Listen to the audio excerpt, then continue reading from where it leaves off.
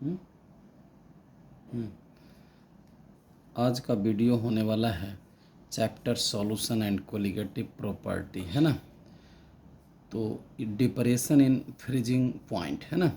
तो पहले बच्चों ये समझेंगे कि फ्रीजिंग पॉइंट होगा क्या। तो कहता है कि जिस टेम्परेचर पर लिक्विड और उसी का जो सॉलिड फेज है उसका वेपर प्रेशर इक्वल हो जाए तो वो टेम्परेचर फ्रीजिंग टेम्परेचर कहला जाएंगे। कहता है कि नॉन वोलेटाइल सॉल्यूट जो है प्योर सॉल्वेंट में आप डालेंगे, ठीक है, जिसके कारण क्या होगा कि वेपर प्रेशर ऑफ सॉल्यूशन जो होगा वो डिक्रीज कर जाएगा, जिसके कारण फ्रीजिंग टेम्परेचर ऑफ सॉल्यूशन भी डिक्रीज कर जाएंगे। अब देखेंगे जब फ्रीजिंग टेम्परेचर डिक्रीज करेगा तब जो होगा कहेंगे डिप्रेशन इन फ्रीजिंग पॉइंट, जो कोलिगेटिव प्रॉपर्टी पढ़ना है ना। तो कहता है डिप्रेशन इन फ्रीजिंग पॉइंट जो होगा, कहता है कि it is the difference in freezing point of pure solvent and solution, है ना। यानी delta T F equal to T naught F minus T F. तो delta T F positive, colligative property हमेशा पॉजिटिव होता है, तो पॉजिटिव होने के लिए T naught F greater than T F होना चाहिए, है ना। जहाँ पर बच्चों ये T naught F freezing point of pure solvent है, delta T F depression in freezing point है, और टी एफ जो होगा फ्रीजिंग पॉइंट ऑफ सॉल्यूशन है, ठीक है। बच्चों ये ग्राफ समझेंगे ज़रा। ये जो होगा वेपर प्रेशर है, ये जो होगा टेम्परेचर है ना। तो ये जो होगा मैंने पिछले वीडियो में, है ना, ये बताया था बॉइलिंग टेम्परेचर का कि ये जो होगा प्योर सॉल्वेंट है, इसमें नॉन वोलेटाइल सॉल्यूट डालेंगे, इसका वेपर प्रेशर यहाँ है, इसको हीट किए थे। अब नॉन वोलेटाइल सॉल्यूट डालेंगे, इसमें वेपर प्रेशर डिक्रीज कर गया था, हीट किए थे, तभी जो होगा एलिवेशन इन बॉइलिंग पॉइंट मिला था, है ना। ये जो होगा यानी टी बी माइनस जो होगा टी नॉट बी मिला था, ठीक है। अब यहाँ पर हमको देखना है कि ये प्योर सॉल्वेंट है, इससे हम हीट बाहर की ओर निकालेंगे, ठीक है।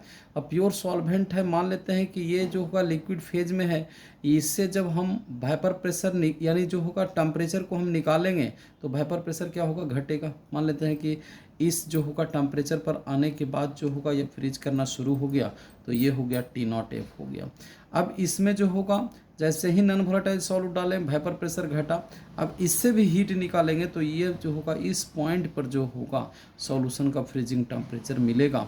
अब ये जो होगा लाइन ड्रॉ कर लेंगे, दोनों के बीच का जो डिफरेंट होगा ये डिफरेंस होगा delta T F equal to T naught F minus T F हो जाएंगे, है ना।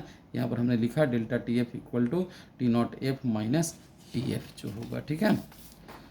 अब जो होगा ये जो होगा कहता है कि depression in freezing point of solution is directly proportional to molality, है ना।